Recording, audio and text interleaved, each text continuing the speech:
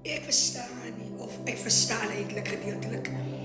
Maar is my baie fascinating. Come on, English speaking woman of God.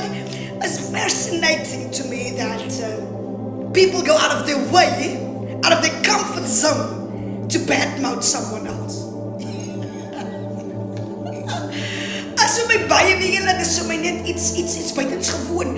Jy sal alles doen om iemand anders sleg te laat lyk of te laat voel of te laat whatever, but dit laat jou beter voel seker as mens. Ek weet nie, dat maak jou bankkaart vol of laat jou kleur verander of jou neus reg op jou harde gladder. Ek weet nie wat dit doen aan jou en ek sal graag eintlik wil weet, because as my snaaks of as my ironies genoeg dat jy kry niks wat jy stil doen.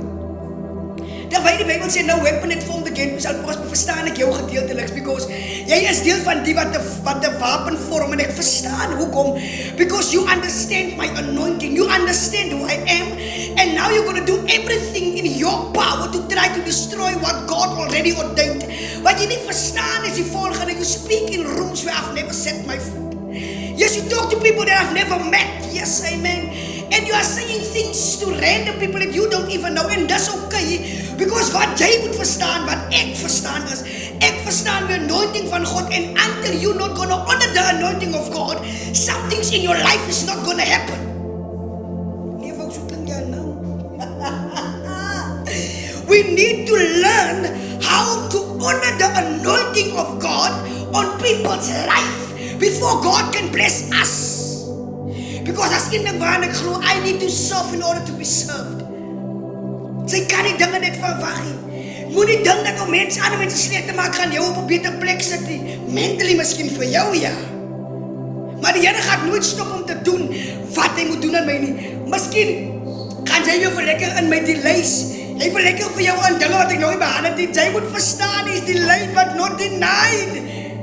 Dit beteken dat as my step kom, ek is nog nie daar wat ek moet wees nie, because is nog nie die regte tyd deur myself wat miskien prematurely die proses van God ge-exit het. That's why I'm not where I am. I don't blame you.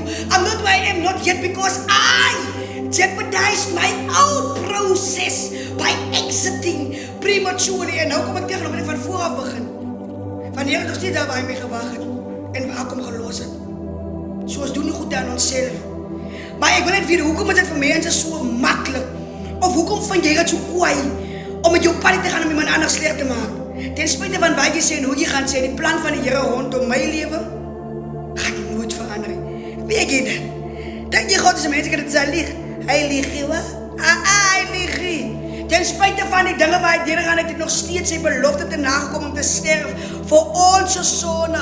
Hou op die Ou Testament wil gebruik om vir vows te judge van die Nuwe Testament van genade en praat met my oor dit, prys die naam van die Here. Jy moet gesien dat daar is môre Vrydag. Wat is God dan? Nie mag jong judge Judas.